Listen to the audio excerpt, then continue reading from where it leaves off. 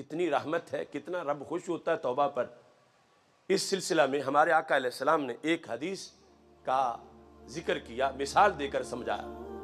آپ فرماتے ہیں کہ ایک شخص اونٹنی پہ بیٹھا اور اونٹنی پہ اس نے کئی ہفتوں کے لیے سامان بھی رکھ لیا، کیونکہ اس نے ایسے صحرا سے گزرنا تھا جو 2-4 گھنٹوں میں 2-4 دنوں میں طے نہیں ہوتا، بہت لک دک صحرا ہے، کئی ہفتے اس کو لگنے، پھر جا کے اس نے دوسری طرف نکلنا ہے جہاں کوئی انسانی آبادی ہے، درمیان میں کوئی انسان نہیں ملتا، کوئی چیز کھانے پینے کو نہیں ملتی۔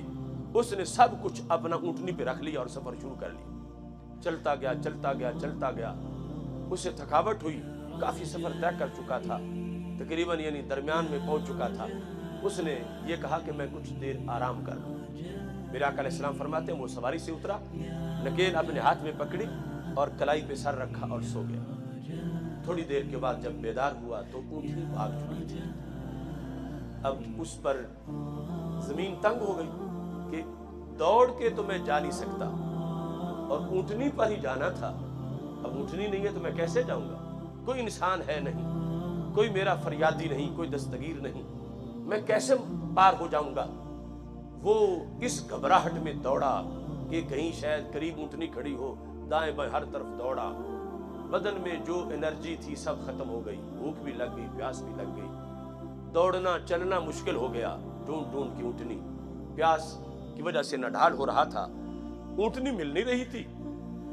اب اس کو یقین ہو گیا نہ اونٹنی ملے گی، نہ پانی ملے گا، نہ کھانے کو ملے گا، اب چند گھڑیوں کا میں مہمان ہوں۔ اس نے یہ فیصلہ کیا کہ میں اس جگہ مروں جہاں اونٹنی بھاگی تھی، کیونکہ وہ رستہ ہے، شاید کبھی کوئی انسان اس رستے سے گزرے تو کم از کم میری ہڈیاں تو زمین میں چھپا دے، کیونکہ یہاں نہ جنازہ ہوگا، نہ کچھ ہوگا، نہ کوئی دفن کرے گا مجھے، تو کبھی کوئی انسان اس رستے سے گزرا تو میری ہڈیاں محفوظ کر دے گا۔ اس نیت سے وہ رستے پہ جا کر لیٹ گیا، آنکھیں بند کی۔ لوگ بند کرتے ہیں جاگنے کے لیے، وہ بند کر رہا تھا مرنے کے لیے، کہ اب جینے کی تو کوئی سبیل باقی نہیں رہی، آنکھیں بند کر کے سونا چاہتا تھا کہ نیند میں ہی روح نکل جائے، مگر بھوک کی وجہ سے نیند نہیں آ رہی تھی، بڑی بے چینی تھی، زندگی کا سورج غروب ہو رہا تھا، مستقبل اس کے سامنے تاریک ہو چکا تھا۔ کربٹیں بدلتا بدلتا اس نے کچھ دیر کے بعد جب آنکھیں کھولی تو اونٹنی سرہانے پہ کھڑی تھی۔ میرے آقا علیہ السلام فرماتے ہیں وہ تو پھر ساری زندگی کے اس کے منصوبے بحال ہو گئے۔ فوراً اس نے اونٹنی سے پانی لیا، جو سامان میں رکھا تھا، جو کھانے کے لیے کھجوریں وغیرہ تھی وہ کھا لی، انرجی بحال ہو گئی، کوئی فرق ہی نہ رہا۔ پھر اونٹنی پہ بیٹھ گیا، پھر سفر شروع کر دیا۔ میرے آقا علیہ السلام نے صحابہ سے پوچھا، میرے صحابہ بتاؤ کہ یہ بندہ جب اونٹنی اس کو نظر آئی ہوگی تو کتنا خوش ہوا ہوگا؟ نہیں کر سکتے، اتنا خوش ہوا ہوگا، اتنا خوش ہوا ہوگا کہ ہمارے پاس کوئی لفظ نہیں کہ ہم اس کی خوشی کی منظر کشی کر سکیں۔